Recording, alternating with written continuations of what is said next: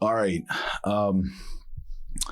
First off, just want to give my thoughts and prayers to the Whiteman family. And, with the passing of Ella, just a hard day for our university. And, put some things in perspective a little bit for us is we mope around a little bit after not having the best start we want to have. And, sometimes you just got to get your eyes up in life and realize there's a lot harder things going on around you. But, just want to make sure that their family knows that we're thinking about them. And, hopefully our school can unite and, help each other in this hard time. With that, I thought we needed a win. We just needed to get on the right side of the hyphen. And, I thought for the first 16 minutes of the game, I thought we played some really good basketball. I thought we came out and, played with a tight floor. Thought we played with some good defensive intensity. I thought we were making them take some tough shots.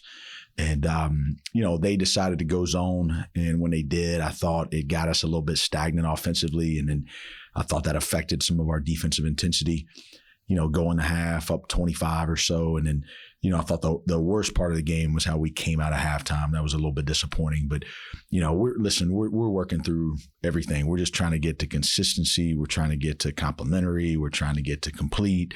We have to understand the criticality of everything mattering in order when you're trying to win games. And, that middle eight is critical. Those last four and those first four, you've got to make sure you go in the tunnel right. And you got to make sure you come out of the tunnel right. And I didn't think our leadership tonight had us ready to roll from an intensity standpoint. And they came out there and they scored. It felt like 8 points in a row, and I took the timeout. And, from there, we were a little bit better. But, I think if you look at this, if you look at the stats, I think everything looks good outside the shooting. And, as a coach, you're always looking for shot quality. You got to trust that if you're taking the right ones, everything's going to regress to the mean. And I thought for the most part, 45 threes, you could say that's a lot. They sat there in a zone, for the last kind of 24 minutes of the game, just trying to, take away our ability to just get to the basket. And so it's going to force you to shoot a few more threes. I would say probably 30 of those I thought were really, really good ones. And then I thought some were a little bit too deep, a little bit too quick, a little bit, not getting a paint touch early. But then there were some that we got in good rhythm and we just missed them. And, so we've got good shooters. We've got good shooters. I think the last 10 days or so, shaking our confidence a little bit. We got to get that back. And the way you do that is you work game speed and you get your reps and you make sure you're thinking correctly and you step in those balls and you shoot them like they're going in. And, Lex shot the ball well. That was good to see, 4 for 9 from 3. I think it was, I think Asa, House, and Chuck, I think they were 4 for 21 from 3, which that's going to be a rarity. You're not going to see that many nights. All 3 of those guys are great shooters, and I think we're going to do a good job there. 51 rebounds, that's good. 19 assists, 9 turnovers, and got 70 shot attempts. So a lot of good things. We got to play everybody, and got to play everybody. Went to an 8-man rotation in the first half. Not necessarily what I like to do. It's not what we've, done the past 4 years around here. We've tried to get to 9, but we need to get a consistent 9, and we need to find consistency in practice to figure out who that 9th guy is. And we've got way too many inconsistencies in practice right now to really be able to solidify those roles. So, chose to roll with those 8. And then got to play a lot of the bench in that last 6 minutes. Got to see a lot of guys go out there. Thought Owen Rickard played really hard. He just needs time. He needs reps. And, it's fun to see Gunner knock that 3 down. That was he works as hard as anybody in our program. It's actually amazing, to be honest with you, to watch his work ethic and watch how quickly he's gotten the respect of our team. And so it was good to see him go out there and do some things as well. Coach, I meant to ask you this about last game also, but I was looking for kind of, we see him on the sideline with the crutch, but an update on Davis. And would it be fair to say that Davis probably would have been that 9th guy, and you're kind of still trying to fill that void? Yeah, Davis was definitely in that top 9 rotation and had worked his way to where he would have been the first big off the bench. And, it's a tough loss for us. I mean, just being honest with you, he had a really good preseason and, brought some leadership, brought some continuity, knows what is important to our program. And, I think we've definitely missed his presence in the last, 10 days. So, we just we need time and we need reps. And most of the options back there are young. It's either freshman or it's a sophomore. And, we've got to just figure out who's going to be consistent. But until we see that every day in practice, it's going to be hard to figure out who that ninth guy is. And I think we got many guys that are capable. When you're dealing with a team that has new faces and they're young, a lot of times it's just knowledge. Do you know what you're supposed to do when you're supposed to do it? Are you willing to do the right way all the time? And we're still working to get to that level, right? I think Baba is inserted himself into a guy that has earned a role in some minutes, and just a playmaker. He just kind of makes stuff happen. He goes 1 for 5 from 3. I mean, he's one of those away from shooting 40%. He's been working on his 3 really hard. I thought the one he hit was really clean footwork, stepped into it nicely, knocked it down. But man, he just kind of gets in the paint. He's learning how to pivot, plays on 2, goes in there, grabs a rebound, defends pretty hard. He's just one of those guys where it just makes plays. And, but we gotta find that other one, whether it's Colin, whether it's Owen, whether it's Mason, just not quite sure which one it's going to be at this point. But, is it or are we just going to stick with 8? Like that could easily happen if that's the way it goes. But we got a couple good days of practice coming up, and it's a good opportunity for those guys to go out there and earn a role. Yes, Davis will be out for a while. Yeah, I mean, that's really at this point, that's the most I really have for it. Just in physical therapy, obviously, we got it corrected. And, he's going to be out for a little while. I think through 3 games now, you start to see a little bit of identity of the team. One of the things I think this team reminds me a little bit of some of those Stephen Kroon teams, because of the way the aggression, they get to the basket and can draw fouls and get to the line. That's something maybe that previous teams haven't done as much. Can you just speak to that? I think this team's really aggressive offensively. Yeah, I think at times we're probably a little over aggressive, and needing, the biggest thing that we have to work on with this team right now is, these guys don't mind driving in there, but we got to learn to stop. And we have to, that's been one of the building blocks of our program is ability to stop, the ability to pivot and play the next. And, Alex is a unique talent. I mean, he's just somebody that you're going to have to live with a couple plays that are kind of like, what was that? But then you're going to also have to live with a couple plays that are, what was that? And he's got an uncanny ability to just play in the open court. And then he has an unbelievable confidence. And so, look, we're going to be some growing pains with him, but I think it's the most points in a decade from a freshman since Devin Sibley in 2015. And, I think you can just see his swagger, and I think he's going to be a different player in a month than he is right now. He's learning how to play defense. He's learning how to compete every possession. He's learning how to take care of the ball. He's learning how to play, with that same aggression, but disciplined with it. Okay. And learning that, hey, this is the right shot, or this is a pivot, and this is a play behind. And some of those things are just brand new to him. Just wait till he's 6'5" and continues to add a little bit more weight. Now you got him down there, Barkley dribbling like Mike Bothwell used to do, right? And he's all of a sudden it's a passing point, it's a scoring point. He's learning how to pivot. I mean, it's going to continue to change his game. And, it's always exciting when you see a good player that isn't close to where they could possibly be, but they're still really good at the same time. And that's what we're seeing with him. And, again, right now, are we playing hard? Are we taking care of that ball? And are we getting us into what we do? And I think him learning how to do that is going to take him some time on that. And really, at the end of the day, it's going to take the game and the film to really get him to a point where he gets more comfortable with it. Coach, it's November 10th, and you've seen a whole gamut of different levels of basketball and all presenting different things to you. What kind of luxury is that to have this quickly in the season?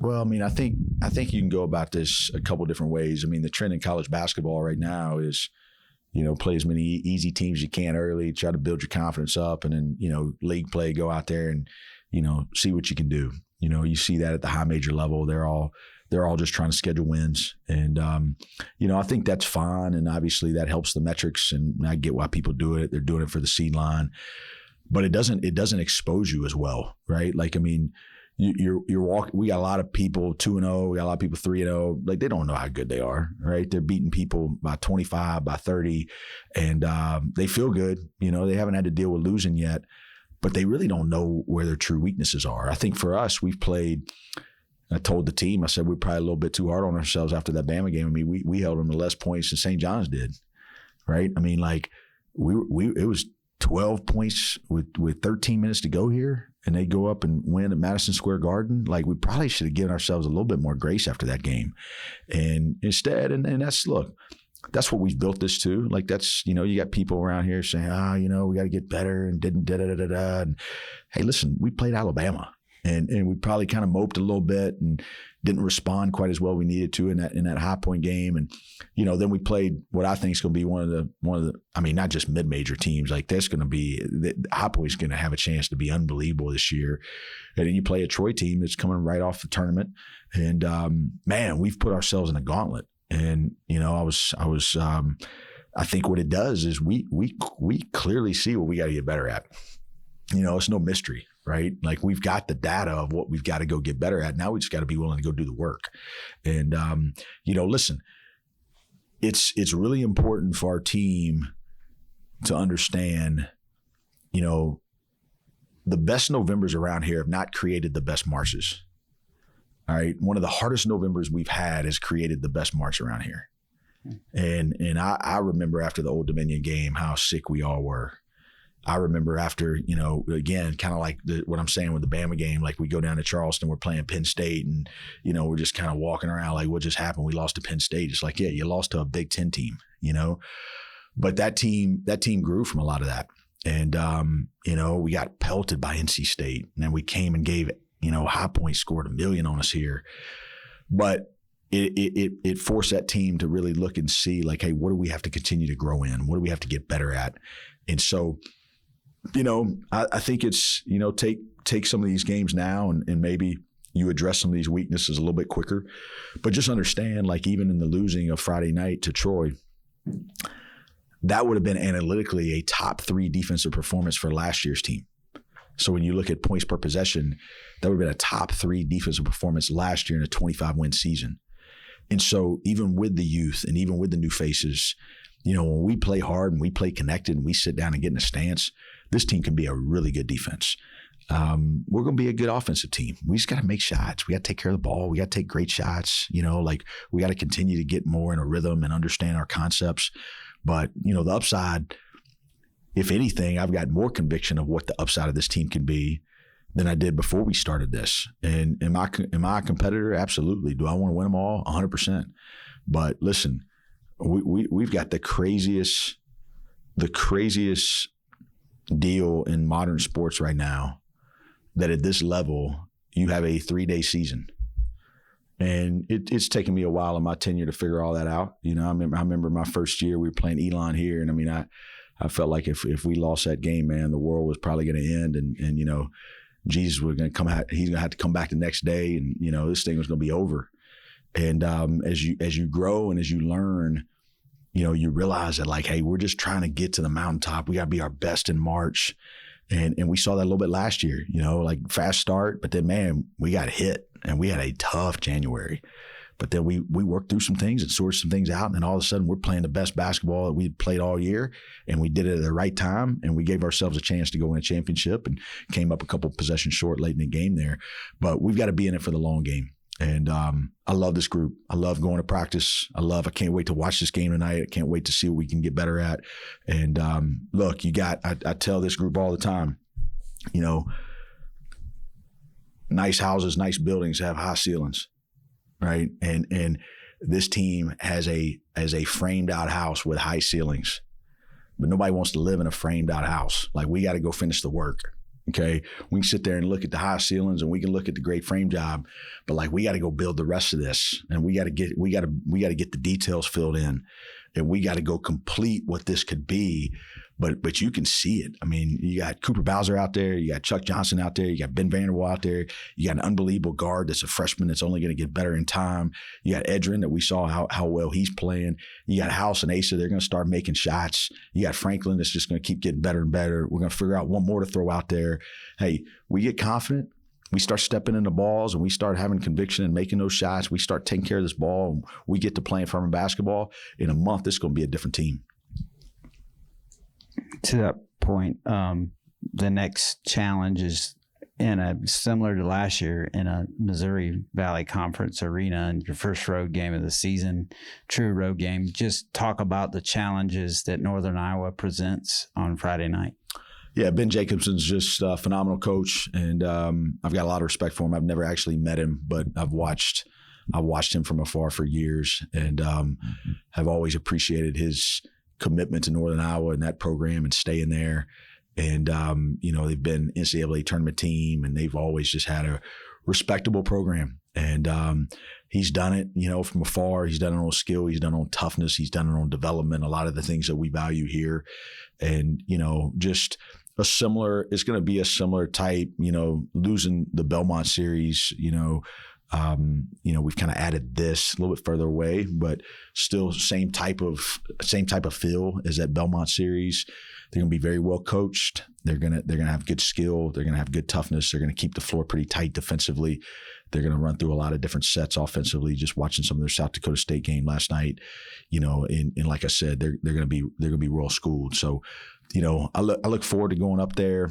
And they've got a really good guard. The Campbell kid's really, really tough. And they got 13 was scoring that thing on the block, and he can do some stuff. And 14 was out there competing his tail off. So it's going to be a great challenge. But we enjoy those. We enjoy a good, just similar to the game Friday night here versus Troy. Just two good programs going head to head early in the year, just trying to figure each other out. And I fully anticipate it to be a war, and our guys are excited for the challenge. Coach, last year you talked about how after a loss, Garrett Heen would always be the first one to contact you to, hey, Coach, what can we do better? This is what I saw, this one thing. Who this year so far has been that one after a loss that has come to you first and said, hey, Coach, we need to do this?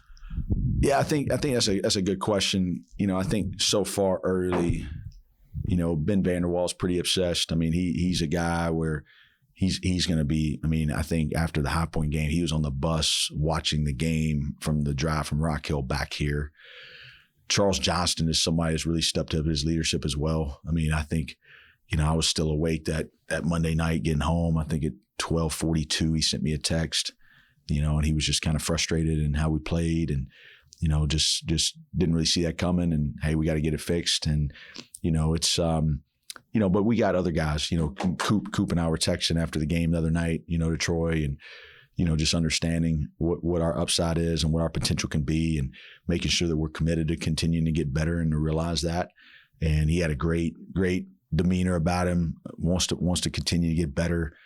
I think that, for us right now, it's fun to say, hey, new guys, new faces, new roles. And, it's that part's exciting, but these kids are human beings, and they're trying to figure out, hey, what's my settled in role? What does this look like? And, they want to grow in their confidence to be able to realize that role, and not just be potential, but just to get to actualization that, hey, you know what? Like, yes, I'm able to carry this role. And, all these guys are capable. I think confidence is a funny thing, and I told him before in pregame today, talked a little bit about Yogi Berra, and just, how the owner of the Cardinals, even though he's from St. Louis, owner of the Cardinals, told him, he said, look, I don't think you'll ever play in the majors. I don't think you're big enough. And I just don't think you're going to have, the ability, the playmaking skills to be a Major League Baseball player. And a year later, he signs with the Yankees, Hall of Famer, 10 world championships. And, just the correct thinking, like this whole world right now, like let's a Twitterverse, like define everybody, and let's fans like decide who's good. And let's, people on Twitter, like say this guy's good and this guy's not good, and look, they're bad or look, they're good. And like we perform to this fake audience right? That is really out there. That's just created so much just disaster for all of people in college athletics of just critiquing this thing. And a lot of times, like, these kids let that stuff get in. And they start having a little bit of self-doubt, and they start wondering, like, man, am I as good as I thought I was? And then they don't communicate that, right? They're not going to go and tell anybody that. They're going to internalize all that. And then that's part of coaching, right? You've got to be able to sit down with them and work through some of that. And what I'm trying to get this group to do is just, hey, look, Yogi Berra decided how good he was going to be, right? Like he had an MLB owner tell him he wasn't going to be able to play in the majors, and he could have accepted that. But he decided that, you know what, like, I'm going to think correctly, and I'm going to make the decision that I want to go out there and be great. And I think that when you grow teams and you grow programs and you grow identity, you have to have people that say, you know what, like, I'm going to go get this done. And I'm going to let the light in me shine brighter than the light on me. And I'm not going to care what all these people say and what all this noise is. Like, I'm just going to go be a performer. And then you get a group of people like that now all of a sudden they're just like, hey, let's go play ball. And I do think we have a few that just need to lighten up a little bit, and this is a gift. All right. This game is either going to be a blessing or a burden. And right now, because of the nature of this and how scrutinized it is, it's becoming a burden than more than people think, unfortunately. And we've gotten outside of understanding that this was meant for character development. This was meant for, bridging, adolescence to adulthood and teaching them life skills and teaching them how to compete, and teach them how to be a team, and teach them how to sacrifice, teach them how to grow, teach them how to deal with hard things, and then see them develop, right? And let that impact in the program go and push them into what they're going to do next in the community. And, my hope and our purpose in this program is that we continue to fight for that. And part of that is developing the confidence to go out there and listen. Like, we don't play for the noise, right? We want to play for substance. We don't want to play for style, right? Like, we don't let all that be what it's going to be. And, don't ever take criticism from somebody you wouldn't take advice for. Like, don't let that noise determine your value. And you've got to let your work, and you got to let your connections and your relationship and your teammates, like trust in that, right? And that's, at the end of the day, like, that's what we're missing, like globally, right? It's just like the ability to come together, solve problems, depend on one another, be vulnerable with one another, like, talk about our struggles, talk about the things that are hard, and like, how do we grow together in this? And then let's go out there and let's go be a team, and people are thirsty for that. And I think for our program to be a light in that, that's what I want to see these guys do. And look, I'm going to go to war with these guys every day of the week. And we got a group that, like I said, in a month, it's going to be a different group. And I don't know exactly when that's going to happen. I don't know what it's going to look like. I don't know what a game is going to be, but it's going to be a fun journey. And we've got to be committed to trying to just find that, right? Just internally, just work for a true purpose. And if we do that, I got a ton of belief in where this team can be. And we got to make sure we keep that as our ultimate focus and our ultimate vision.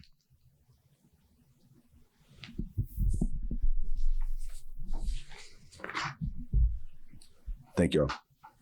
Thank you.